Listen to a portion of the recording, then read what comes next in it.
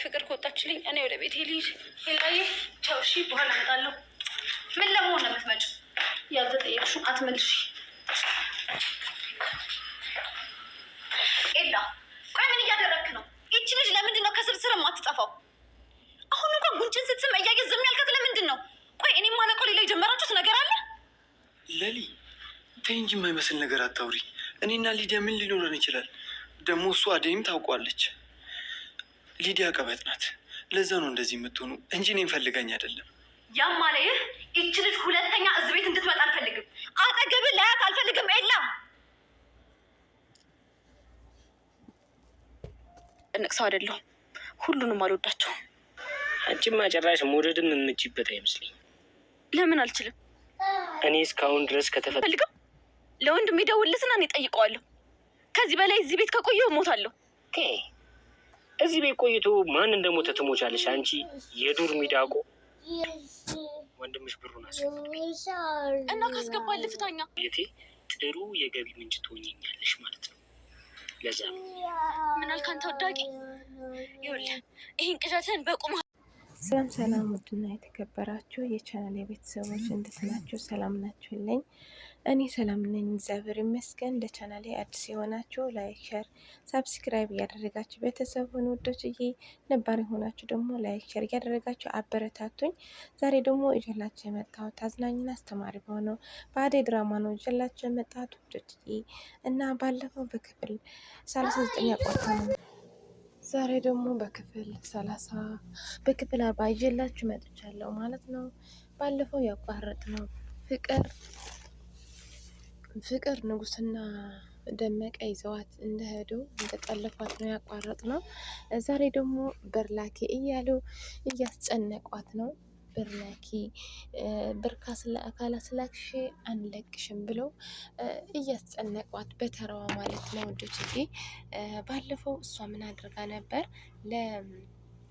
ለአደይ ብር ከፍላ ማለት ነው ለንጉስ ብር ከፍላቸው እንድትጠለፍ አድርጋ ነበር ማለት ነው።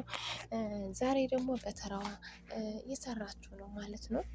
እና ለአደይ ያላደረገቻት ነገር የለም። ብር ከፍላ እንድትጠለፍ አድርጋታለች።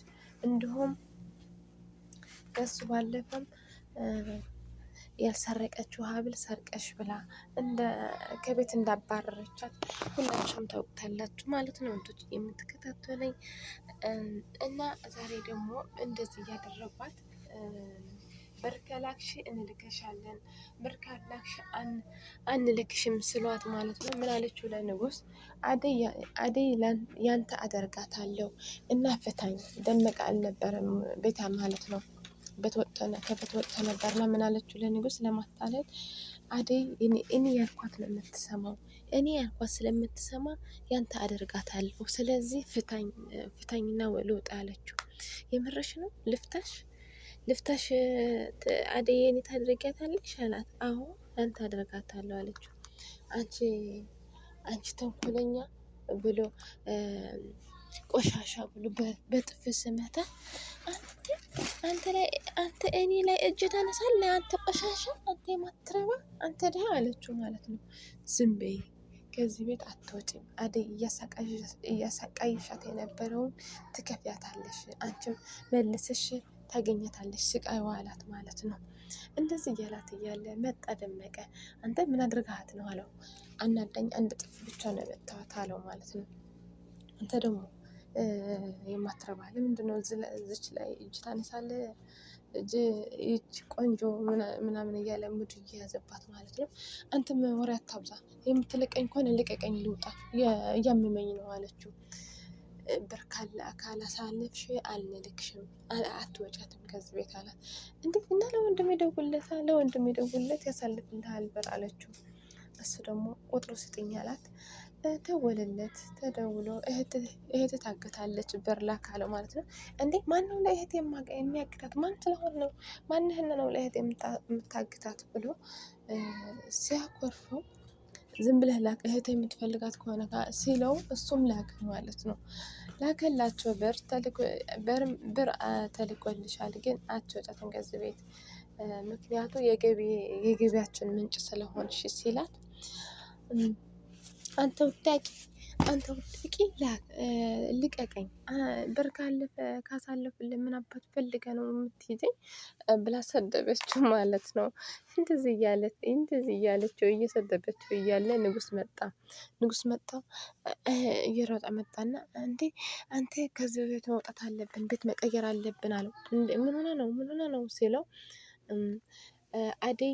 አደይ መጀመሪያ ምን ብለዋለች? መንገድ ላይ አገኝታው አንተ ፍቅር ያገታችኋት እናንተ ናችሁ አይደል ስትለው፣ አይ እኔ አላገትናትም፣ እኔ ከፍቅር ጋር ምን አለኝና የኔ ፍቅር ካንቺ ጋር ነው እንጂ ሲላት፣ አይ እኔ ነቅቼባችኋለሁ፣ ጉዳችሁ ሳይወጣ አደይ ፍቅር ያለችበት ቦታ ንገረኝ አለችው ማለት ነው።